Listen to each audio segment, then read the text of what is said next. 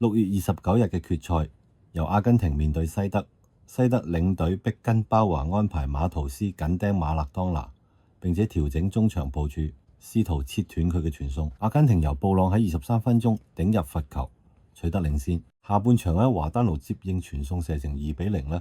阿根廷看似勝券在握。一向以韌性見稱嘅西德冇放棄，路明尼加喺74分鐘利用角球追翻一球，和拉7分鐘後再以頭槌扳平，由2-0變成2-2。阿根廷一度陷入混亂，西德嘅氣勢亦都完全上升。就喺西德全線壓前嘅一刻，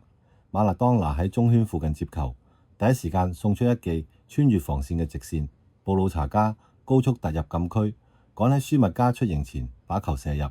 呢個84分鐘嘅入球令到阿根廷以3-2再次領先，亦都成為決定冠軍嘅一擊。布魯查加入球後衝向邊線跪地慶祝，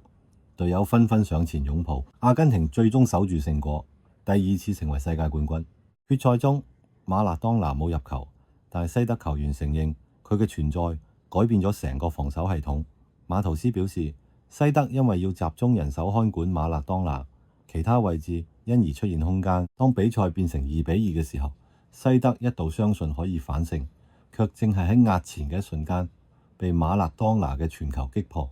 馬勒當拿整屆賽事攻入5球，並交出5次助攻，參與阿根廷14個入球中嘅10個。佢喺7場比賽中幾乎每一場都承受對手最嚴密嘅盯防同埋大量侵犯，仍然能夠控制節奏、突破防線同埋創造致命機會。佢唔係只係隊中最有才華嘅球員，更加係精神領袖。阿根廷嘅戰術、信心同埋進攻方向，全部由呢名10號球員帶動。阿根廷領隊比拉杜同馬勒當拿之間亦都建立咗特殊關係。比拉杜重視防守、位置同埋整體紀律，同馬勒當拿充滿自由想像嘅踢法看似完全唔同，但兩人最終形成完美配合。比拉杜給予馬勒當拿最大嘅進攻自由，其他球員則負責維持球隊平衡。馬勒當拿亦都理解單靠個人表演無法奪冠，必須信任隊友，尤其是布魯查加、華丹奴及布朗等人。球隊奪冠之後，馬勒當拿高舉世界盃嘅一刻，成為阿根廷足球最具代表性嘅畫面。相較1978年喺軍政府統治下嘅主場冠軍，1986年嘅阿根廷已經恢復民主。呢次勝利發生喺海外，更被視為一支球隊依靠足球能力、團結同埋領袖魅力贏得嘅冠軍。1986年世界盃亦都留低唔少嘅歷史印記。摩洛哥成為首支小組首名出線嘅非洲隊，加拿大、丹麥同埋伊拉克首次參賽，尼加列迪嘅倒掛，法國同巴西嘅經典對決，比利時嘅黃金一代，以及西德再次展示淘汰賽韌力，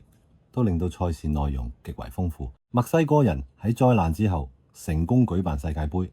墨西哥人浪亦都由此傳遍全球。不過，所有經典時刻始終冇辦法超越馬勒當拿對英格蘭嘅2個入球，以及決賽中送俾布魯查加嘅致勝傳球。一個帶有永遠洗唔去嘅爭議，一個被視為人類足球技術嘅巔峰，另一個則證明佢唔只係個人英雄，亦都能夠喺最關鍵時刻成就隊友。